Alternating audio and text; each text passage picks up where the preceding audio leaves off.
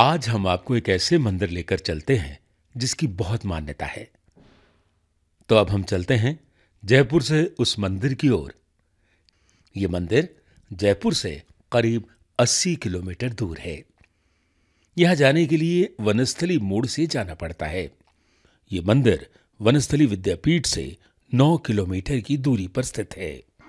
यात्रीगण यहां पर यात्रा लेकर भी जाते हैं।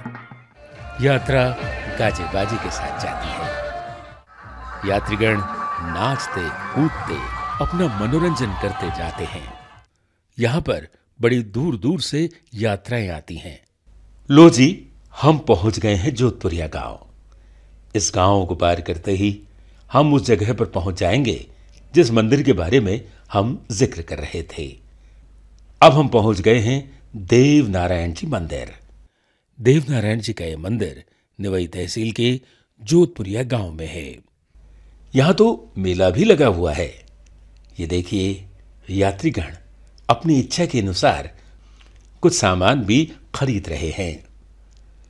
वो देखिए कितने सुंदर सुंदर खिलौने।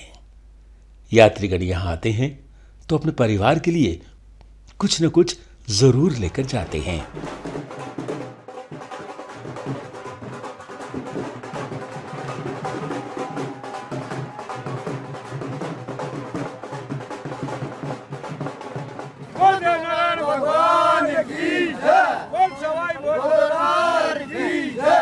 तो अब हम चलते हैं देव नारायण जी मंदिर।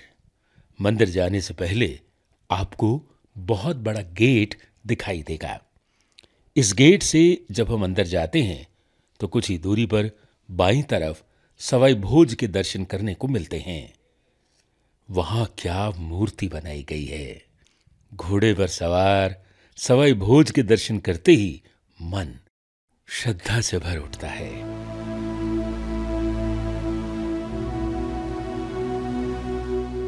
लीजिए, अब हम चलते हैं मंदिर की ओर।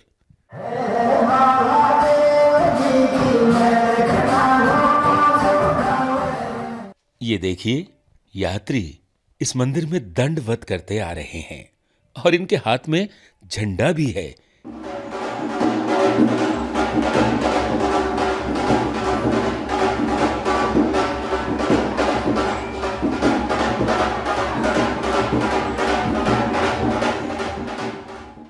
कितना सुंदर दृश्य लग रहा है। यात्रीगण अपनी मनोकामना पूर्ण करने के लिए दंडवत प्रणाम करते हैं और उनकी मनोकामनाएं भी पूरी होती चली जाती हैं। परिसर के अंदर भी कुछ अलग तरह की लीलाएं दर्शाई गई हैं। जो आप देख रहे हैं ना इस मूर्ति को, इसमें देव नारायण जी भगवान शेरनी का दूध पी रहे हैं। इस लीला को यहां मूर्ति द्वारा दर्शाया गया है। और जो ये आप प्रतिमा देख रहे हैं, इसके अंदर देव नारायण जी भगवान साडू माता की गोद में हैं।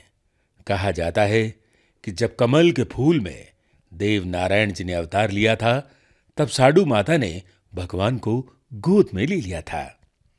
अब हम चलते हैं दूसरी मूर्ति की ओर। ये मालासरी डूंगरी की प्रतिमा है। मालासरी डूंगरी वो स्थान है जहां पर देव नारायण जी भगवान ने कमल के फूल से जन्म लिया था। आप देख रहे होंगे उनके एक हाथ में फूल और दूसरे हाथ में नाग है। यह है देव अखाड़ा मंच। यहां पर मेले के समय भूपाओं द्वारा कई कार्यक्रम किए जाते हैं। और अब आप देख रहे हैं गुरु महाराज का धूना। यात्रीगण जब यहां आते हैं, अपनी मनोकामनाएं पूरी करने के लिए घी की आहुति देते हैं और नारियल भी चढ़ाते हैं। और यह है चुग्गा घर। यहां पर कबूतरों के लिए अनाज डाला जाता है। आइए अब हम चलते हैं मंदिर की ओर। जब हम मंदिर की ओर जाएंगे तो आपको शंकर भगवान के दर्शन करने को मिलेंगे।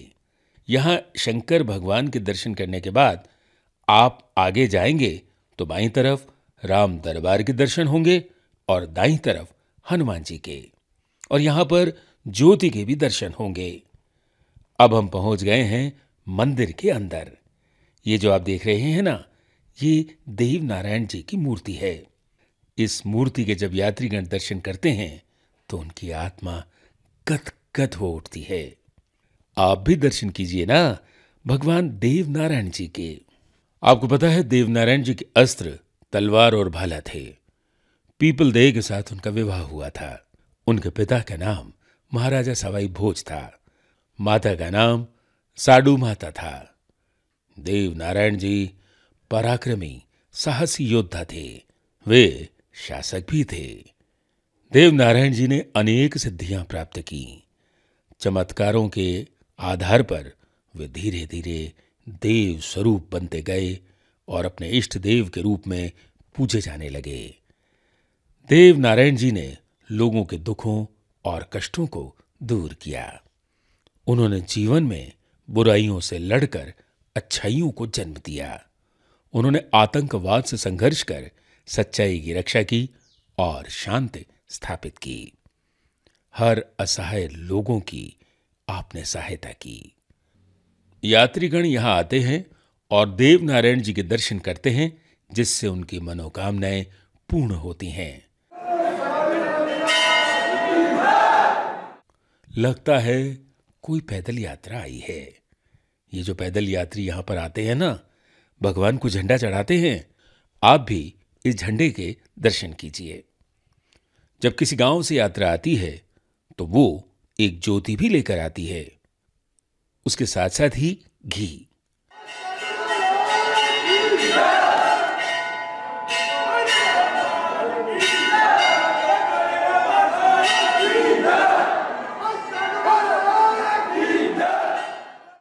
अब देव नारायण जी मंदिर में झंडा चढ़ाया जा रहा है।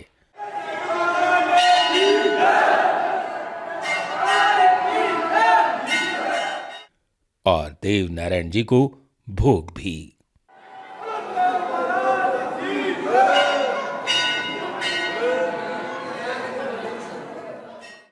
यहां आपको मंदिर में एक अखंड ज्योति के भी दर्शन होते हैं।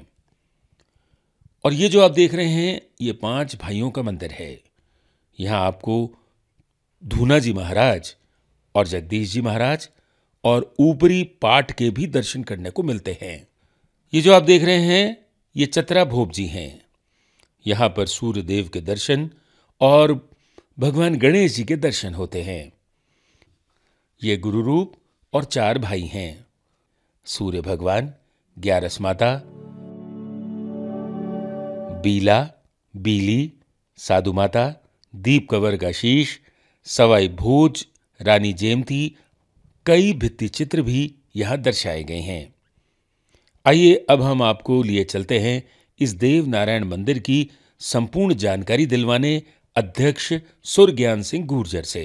भगवान देव नारायण जी देवधाम जोधपुरिया का मैं संक्षिप्त में आपको इतिहास बताऊं कि यहाँ पर 1735 में भगवान देवनारायण जी अपने आप प्रकट हुए मासी डैम के पेटे में। और मनोहर जी गुर्जर जो चोराड़ा से अपनी मवेशी लेकर के निकल रहे थे, उनको आवाज़ हुई कि भाई मनोहर तू मेरी सेवा कर। मनोहर बाबा ने कहा कि भगवान आप कौन? वो अचंभित हो गए यूँ देख करके, भाई किसकी आवाज़ आ रही है? भगवान ने कहा कि तू डरे मत, मैं भगवान श्री देवनारायण हूँ और ये जो कैर का स्थान है इस पर झालर शंख रखे हुए हैं, इनसे मेरी तू सेवा कर। और उसने कहा कि मैं गरीब आदमी हूँ, ये सारा कैसे संभव हो पाएगा? अनमेरिड हूँ, मेरा कहीं संबंध नहीं हुआ है। तब भगवान ने कहा कि पास में आकोड़िया गांव है, पोसवाल गोत्र की एक महिला जो वहाँ की बेटी है, उसके साथ तेरा संबंध होगा। वो आँखों से अंधी है, उससे तू शादी कर लेना, मेरे प्रताप से वो ज्योति खुल जाएगी। मनोहर बाबा ने ऐसा ही किया। उसके फिर 4 बेटे हुए। 3 बेटे जो पटेल परिवार जो जोधपुर में भी रह रहे हैं, एक पुत्र के जो वंशज है वो भगवान देवनारायण की सेवा करते आ रहे हैं। साथ ही उनकी गरीबी को देखते हुए भगवान ने कैर के पेड़ के नीचे सोने का 1 टका उसको रोज़ मिलता था, जिससे वो मंदिर का निर्माण भी किया और अपनी आजीविका भी चलाया। साथ ही ये 10 प्रोग्राम कई दिनों तक चलता रहा। त्रिवेणी संगम है, 3 नदियों का संगम है, मासी, खारी और बांडी। उसके बाद में राज्य सरकार द्वारा यह माशी डैम का भी निर्माण हुआ। लगभग 81 में बाढ़ आई और उस बाढ़ में पूरा मंदिर चारों तरफ से जलमग्न हो गया। मंदिर नीचे था और पानी मंदिर में घुस गया। जो भगवान की अखंड ज्योति थी वो ज्योति तैरती हुई बुझी नहीं, कहीं मंदिर को छोड़ के गई नहीं। और शाम संध्या के समय ऑटोमेटिक आरती हो गई। जब पानी का बहाव कम हुआ, डैम टूटा, उसके बाद में लोगों के आसपास के लोग मिलकर के मालपुरा से पंचायत समिति में पड़ता है घासीपुरा, वहाँ से बिला बाबा थे और बिला बाबा ने मिलकर सब लोगों के साथ आसपास के 27-28 गाँव के लोगों ने मिलकर के कुछ पैसा कलेक्शन किया और जो आप अभी जो स्वरूप देख रहे हैं मंदिर का, इसको उन्होंने निर्माण किया। अब हम आपको दिखाते हैं प्राचीन घी भंडार। बताया जाता है कि 40 साल पुराना घी है। यात्रीगण आते हैं और घी के बदले घी देकर जाते हैं, क्योंकि इस घी से आंखों की बीमारी दूर होती है। आप जो ये जोत देख रहे हैं, ये अखंड जोत है। इस जोत के दर्शन करने से श्रद्धालुओं की मनोकामनाएं पूर्ण होती हैं। आइए अब मैं आपको मंदिर के चारों तरफ ये मूर्तियां लगाई गई हैं, उनके बारे में बताता हूं। ये वेद माता गायत्री की प्राण प्रतिष्ठा है। यहाँ कृष्ण भगवान मंदिर, ब्रह्म जी आदि मंदिर के दर्शन किए जा सकते हैं। यात्रीगण जब यहाँ पर आते हैं तो वो सवामणि का भोग भी लगाते हैं। यहाँ पर यात्रियों के लिए बिस्तर और बर्तनों की व्यवस्था पूर्ण रूप से की गई है। यात्रीगण के लिए भोजन की व्यवस्था भी की गई है। जब यात्रीगण यात्रा लेकर आते हैं तो वो यहाँ चूरमा दाल बाटी की रसोई तैयार करते हैं और सभी यात्री प्रसादी प्राप्त करते हैं। आइए मैं अब आपको इस मंदिर के ऊपर लेके चलता हूं। कितना मनोरम दृश्य देखने को मिल रहा है। चारों तरफ लहलहाते देव नारायण जी के झंडे। जो आप ये देख रहे हैं ना, इस मंदिर के पीछे जब यहाँ यात्रीगण आते हैं तो वो यहाँ पर स्नान करते हैं और फिर मंदिर में जाते हैं। कितना मनोरम दृश्य है यहाँ का। जहां तक नजर जाए पानी ही पानी। कहा जाता है कि ये त्रिवेणी संगम है। यहाँ पर नहाने से यात्रियों के सब कष्ट दूर हो जाते हैं। जाते जाते एक बात और बताता चलूं, जो ये आप देवनारायण जी की मूर्ति देख रहे हैं ना, यहाँ पर शुक्रवार के दिन सायंकालीन पाती भी रखी जाती है। आपको यहाँ पर पता रख देते हैं, देव महाराज के सर पर आपको पत्ती यहाँ पर उतर जाती है, तो आपको उठा तमास्ती को दे देते हैं यात्रियों को। उम्र लकर देते हैं, साहब आपको इलाज जाओ तो भगवान ही पे दो, आज इलाज नहीं आएगा तो ही पे दो, आपका नाम और गांव मांडना पड़ेगा। तो वहाँ पर फैसला सुनाएगा देव महाराज। नीम की पड़वा, नीम की पाती आती है, जिसको इन्हें मेल देते हैं, आपको आर पार पार सब देते हैं ऊपर माथा पर, और वह पत्ती उतर और यहाँ पर आ जाती है। पाती उतरते हैं साहब 1000-2000 आज पत्ती है। वो कोई यात्री कम हो तो 100-200-500 यात्री है वो तो 100-200 का हिसाब से उतरती। 2-5 हज़ार पत्ती रोज की चढ़ती शुक्रवार को शुक्रवार। उन्हें पाती मिलेगी। वो एक जो देव महाराज की मुर्जी है कि आप भाई मैं राजी हूँ, यो काम जरूर रहेगा, तो यह मोहर दे देगा शायद फूल। तो उन पे मोहर दे दिया तो ये देव महाराज डंडी की कड़गंडी उतर जाओ तो भी पाची न जाओ बात। जिन्हें पाते न दो तो आनो पड़ेगा, कहीं भी चीज मान लो। और अब हम जानते हैं सुरज्ञान सिंह गुर्जर से देव नारायण ट्रस्ट के बारे में। 2001 में समाज ने एक ट्रस्ट का गठन किया। ट्रस्ट बनने के बाद में सर्वप्रथम अध्यक्ष लादू जी उमरवाल बने, वो 2 कार्यकाल रहे। उसके बाद में लादू जी उमरवाल के बाद में केसरलाल जी गुरुजी जो टोंक से हैं वो आप अध्यक्ष रहे। उनके बाद में टोंक से ही राजेंद्र जी गुजर जो अपने देवली उन्नरा से विधायक भी रहे हैं, वो अध्यक्ष रहे हैं। उनके बाद में अभी 2019 में समाज द्वारा सर्वसम्मति से निर्विरोध मुझे दायित्व दिया गया है। तब से मैं आप सबके सहयोग से, भगवान के आशीर्वाद से इसका निर्वहन कर रहा हूँ। और जो हमसे यात्रियों की सुविधाओं को लेकर मंदिर की परिसंपत्ति को रख रखाव से निर्माण से लेकर ट्रस्ट जितना कर सकता है वो कर रहा है। उसमें मंदिर का जीर्णोद्वार है, सुलभ शौचालय हैं, गार्डनों की व्यवस्था है। हमारे यहाँ पर मंथली 17,000 से लेकर के 1 लाख का मासिक बिल आता है। उस आर्थिक बोझ को कम करने के लिए हमने 18-20 लाख रुपए वन टाइम इन्वेस्ट कर एक सौर ऊर्जा प्लांट यहाँ मंदिर पे लगाया है, ताकि हमारा वो आर्थिक भार कम हो। यहाँ पर यात्रियों को एक भव्य सुविधा मिले, अच्छा प्रसाद मिले, उचित रेट में मिले। तो हमारे पास यहाँ दुकानें कम थी, मंदिर की 6 दुकानें थी। हमने अभी समाज के भामाशाहों के सहयोग से 39 नई दुकानों का निर्माण किया है, जो बनकर कंप्लीट है। साथ ही कहीं वीआईपी लोग यहाँ पर्यटक की दृष्टि से आने लग गए, रात अगर उनको रुकना हो तो उनको एक अच्छी सुविधा मिले, इसके लिए डबल मंजिल वातानुकूलित भव्य गेस्ट हाउस का भी निर्माण हमने किया है। 64 बेड का एक बहुत बढ़िया गेस्ट हाउस है।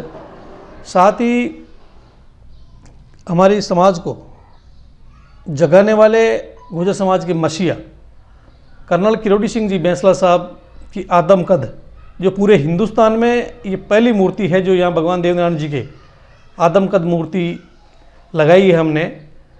साथ ही समाज के 74 वीर शहीद भाइयों के स्मारक भी वहाँ हमने बनाया है, जिनका लोकार्पण अभी 27 मई को जोगेंद्र सिंह जी अवाना साहब, जो देवनारायण बोर्ड के अध्यक्ष हैं, उनके मुख्य आतिथ्य में हमने इसका लोकार्पण किया है।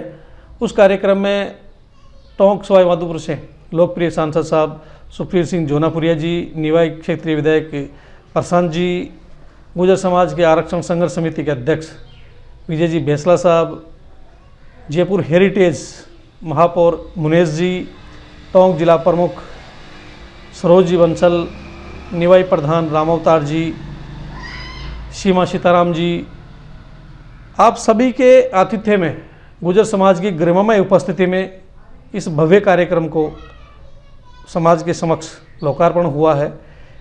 इस समिति ने समाज के आवश्यकता के अनुसार यात्रियों को हम क्या बेहतर सुविधाएं दे सकते हैं, उसको लेकर कहीं निर्माण कार्य, कहीं व्यवस्थाओं में, जैसे चप्पल जूता का स्टैंड है, एक बच्चों के विकास के लिए, बच्चों को अच्छी शिक्षा मिले, लाइब्रेरी का निर्माण भी हमने मंदिर पर किया है।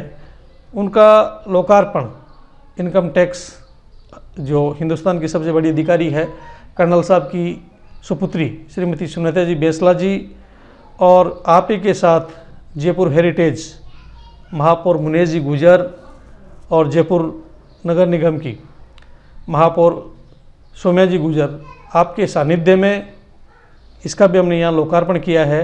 वो भी लाइब्रेरी व दस्तूर यहाँ पर संचालित है। इसके अलावा 2 साल कोरोना कार्यकाल में निकल गए, कोई बड़े मेले का आयोजन नहीं हो सका, फिर भी हम सब समिति के लोग, हमसे जितना हो सकता है भगवान देवनारायण की सेवा करने की, यात्रियों की सेवा करने की, उनकी सुविधाओं को ध्यान में रखते हुए हम काम कर रहे हैं।